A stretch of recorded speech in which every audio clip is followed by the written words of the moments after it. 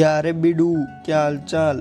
आज हम बात करने वाले हैं उसकी जिसका नाम राजनीति में प्रधानमंत्री के बाद सबसे ज्यादा लिया जाता है। वह है भारत के पावरफुल लोगों की लिस्ट में नंबर 2 पर। उसे राजनीति का चाणक्य भी कहा जाता है। वह है हमारे गृह मंत्री अमित शाह। हम सबको पता है कि वह एक पॉलिटिशियन है और पॉलिटिक्स किसी को नहीं छोड़ता। वो तो आम बात है रे कि आप लोगों की भलाई करेंगे तो उसका नुकसान आपको ही होगा। और इस पॉलिटिक्स के दलदल में एक बार हिंदुस्तान राजनीति के चाणक्य भी फंस गए थे। पॉलिटिक्स के दलदल में वह ऐसे फंसे कि उसे जेल तक जाना पड़ा। जरा सोचिए राजनीति का कैसा षड्यंत्र होगा कि उस षड्यंत्र के भंवर में भारत के मास्टरमाइंड और चाणक्य कहे जाने वाले अमित शाह भी फंस गए थे और वह भंवर उसे जेल तक लेके गया। और बाद में मोटा भाई यानी कि अमित शाह का गढ़ कहे जाने वाला गुजरात से उसे तड़ीपार भी करवाया। अब आपके मन में सवाल होगा कि क्यों उन्हें जेल जाना पड़ा था और क्या था वह पूरा मामला। तो चलो जानते हैं उसकी पूरी कहानी। सबसे पहले हम जानते हैं कि क्यों हुई थी अमित शाह को जेल। दरअसल अमित शाह को 25 जुलाई 2010 को सोहराबुद्दीन मामले में गिरफ्तार किया गया था। गिरफ्तारी इसलिए हुई थी क्योंकि उन पर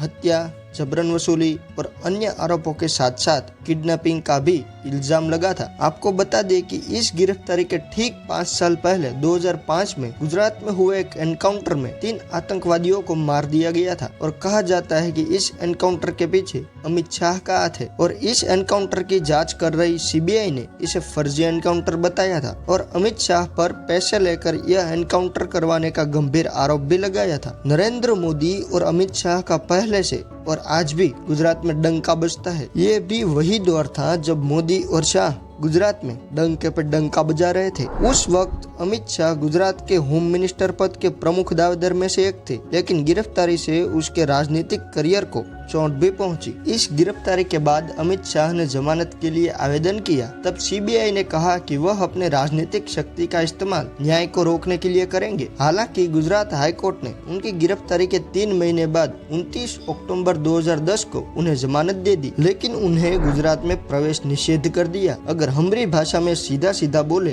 तो उसे गुजरात में प्रवेश करने पर पाबंदी लगा दी और उसे गुजरात से तड़ीपार कर दिया, जिसके बाद वो और उसकी पत्नी दिल्ली चले गए। बाद में सुप्रीम कोर्ट ने सीबीआई के कहने पर उसकी जमानत रद्द कर दी। उसके बाद सितंबर 2012 में सुप्रीम कोर्ट ने उन्हें जमानत दे दी और उन्हें अपने गढ़ गुजरात लौटने की परमिशन भी दे दी। अमित शाह को 2010 से 2012 तक गुजरात से बाहर रहना पड़ा। जैसे ही वह गुजरात लौटे उन्होंने नारायणपुरा क्षेत्र से 2012 का विधानसभा चुनाव लड़ा और वह जीत भी गए। लेकिन इन 2 साल की भागादौड़ी और माथापच्ची करने के बाद अमित शाह ने तब के भारत के गृह मंत्री चिदम्बरम को ध्यान में रखा था, क्योंकि उनकी गिरफ्तारी के पीछे कहीं ना कहीं हाथ चिदम्बरम का भी था। और उसने मन ही मन चिदम्बरम को कह दिया था कि मामू, हम भी वो है जो कभी किसी के पीछे नहीं खड़े होते, जहाँ खड़े होते हैं लाइन वहीं से शुरू होती है। लेकिन चिदम्बरम से लोहा लेने के लिए उसे सुपर पावर की जरूरत थी, क्योंकि जब 2010 में अमित शाह की गिरफ्तारी हुई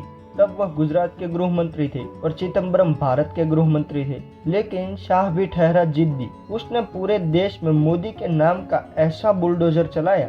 इस साल 2014 में देश में लोकसभा चुनाव आया, तब तक पूरे देश में मोदी के नाम की हवा चलने लगी और बीजेपी की जीत तय हो गई और बीजेपी ये चुनाव जीत भी गई। बीजेपी को 2014 में लगता था कि वे शायद पूर्ण बहुमत से सरकार नहीं बना पाएगी, लेकिन अमित शाह के केंद्रीय राजनीति में कदम रखते ही बीजेपी ने सरकार तो बना ही ली, साथ ही साथ कई राज्यों में अपना झंडा भी गाड़ दिया और इसलिए उन्हें बीजेपी का चाणक्य कहा जाता है। बीजेपी अगर इस समय अपने गोल्डन पीरियड में है, उसके पीछे अमित शाह ही है और इसी के साथ अमित शाह पार्टी अध्यक्ष भी रह चुके हैं। लेकिन अभी तक मोटा भाई अपने जेल जाने वाली बात को भूले नहीं थे। साल 2019 में IAX मामले में सीबीआई और ईडी की कार्यवाही चिदम्बरम के खिलाफ हुई और देश की राजनीति में अमित शाह ने समय का पहिया ऐसे घुमाया कि देश देखता ही रह गया। समय का चक्र ऐसे घुमा कि राजनीतिक समीकरण भी बदल गए। अमित शाह और चिदम्बरम के बीच एक अनोखा संयोग दिखाई दे रहा था।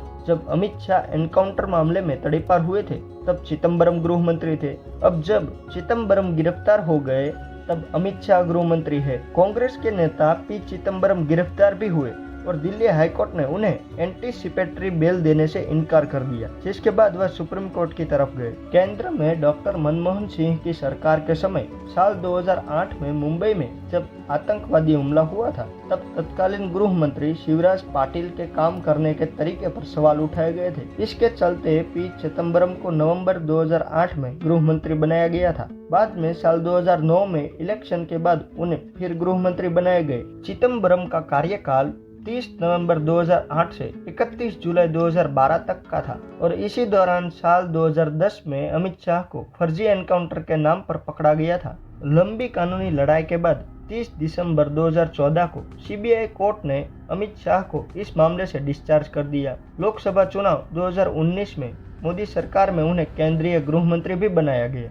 और अमित शाह के गृह मंत्री पद को संभालते ही पी चिदम्बरम की धरपकड़ की तैयारियां शुरू हो गई। यानी राजनीति और राजनेता किसी को नहीं छोड़ते। आइए अमित शाह के बारे में डिटेल्स में बताते हैं। बीजेपी के चाणक्य और गुजरात के मोटा भाई अमित शाह का जन्म 22 अक्टूबर 1964 को मुंबई में एक बिजनेस फैमिली में हुआ था। उनका पूरा नाम अमित अनिल चंद्र शाह है और उनके पिता का पाइप का बिजनेस था। अमित शाह की स्कूल पढ़ाई महसाणा से हुई और फिर ग्रेजुएशन करने के लिए अहमदाबाद आ गए।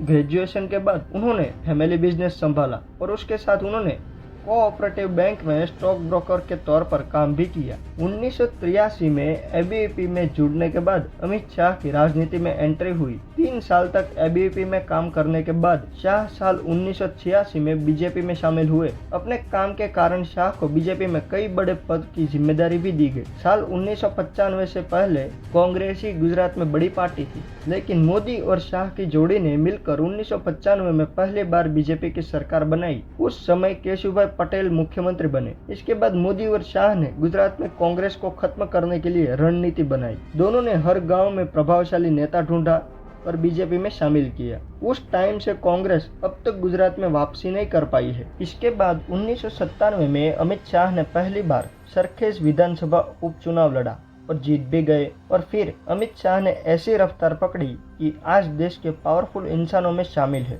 गुजरात के साल 2002 में गोधरा कांड के दंगों में अमित शाह का नाम जुड़ा और इसके लिए उन्हें जेल भी जाना पड़ा। 2015 में सीबीआई स्पेशल कोर्ट ने शाह पर लगे सभी आरोपों को हटा दिया और क्लीन चिट दे दी। इसके बाद शाह और मोदी ने कांग्रेस मुक्त भारत पर काम किया और इसका नतीजा है कि कांग्रेस आज सिर्फ 3 राज्यों में सिमट कर रह गई। अगर मोदी जी और शाह की दोस्ती की बात करें तो मोदी और अमित शाह की उम्र के बीच 14 साल का अंतर है, लेकिन दोनों में भाइयों की तरह रिश्ता है। दोस्तों, ये थी कहानी अमित शाह की।